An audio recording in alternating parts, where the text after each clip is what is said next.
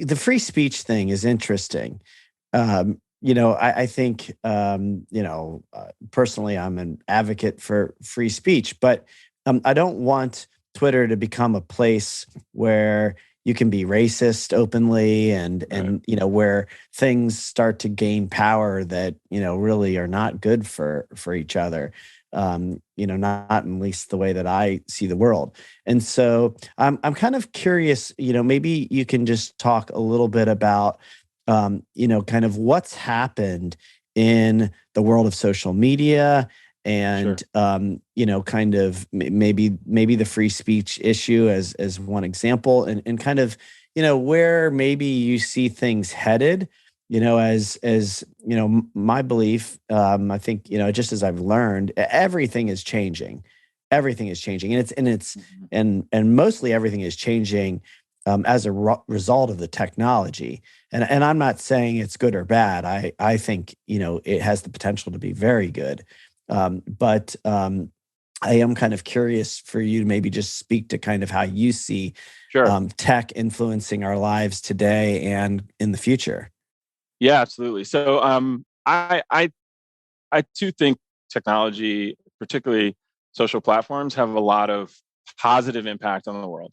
I think you see this in things like the Arab Spring, where you can literally have people's voices uplift and move people in a way that really wouldn't be possible in regimes that are controlling media. So I think that is a really important thing to remember in the context of social media. I think there's another element of free speech that is oftentimes forgotten. And that's the context by which free speech and the doctrine that we use to govern free speech was made.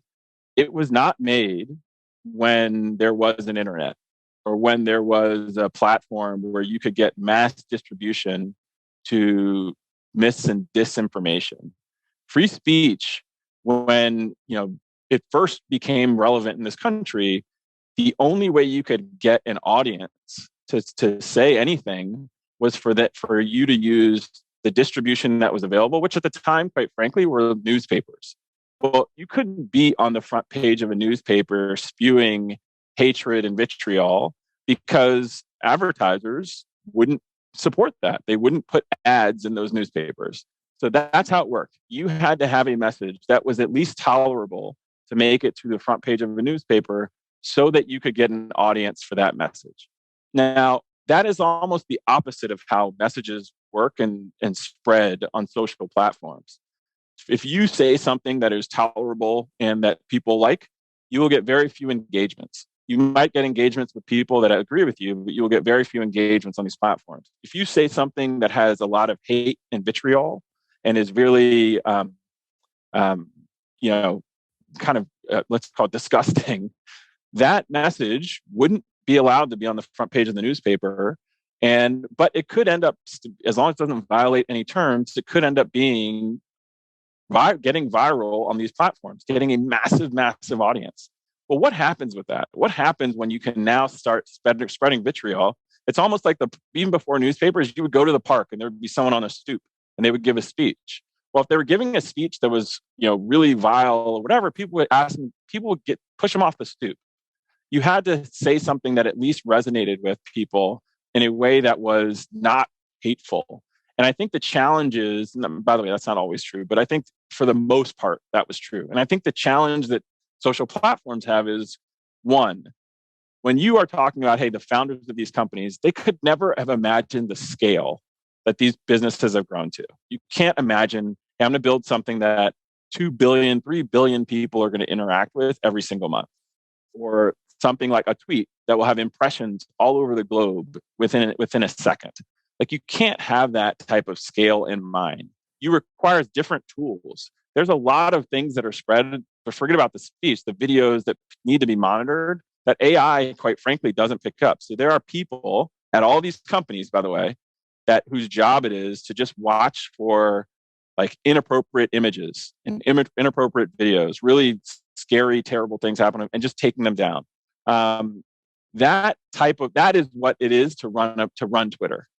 It's not Mhm. just about what Trump tweets or what Elon Musk tweets. It is to keep these platforms safe. you're having to institute all of these things that, quite frankly, it's not simply about, hey, like, should we allow this person that's saying something that's false without telling anyone that it's false? And I don't think you can take the same stance that you took when you're talking about newspapers, when you're talking about a news network, because the platforms have too much scale. And we've seen this. They impact elections, they impact kind of sentiment around war. Like, there's a reason I think that people want to own media companies.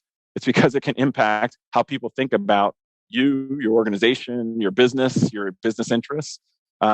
So I just think that free speech is really important and powerful and needs to be preserved.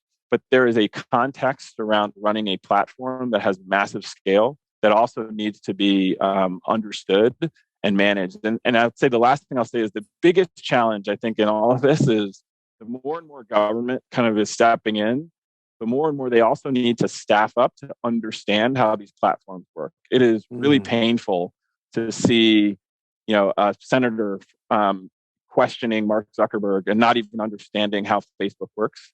yeah. Um, it's really painful. And Yeah. I understand that everyone's trying to do the best thing, but you need to have the best and brightest to be able to govern and regulate the best and brightest. Oh, that's a whole nother subject and problem, and one that, I don't have the answer for, and it seems maybe almost unlikely to get solved because you've got government going at a speed which is kind of three times slower, and tech is Yeah. going three times faster. So it's really like, nine, 10 times apart in kind of the pace in which things are moving.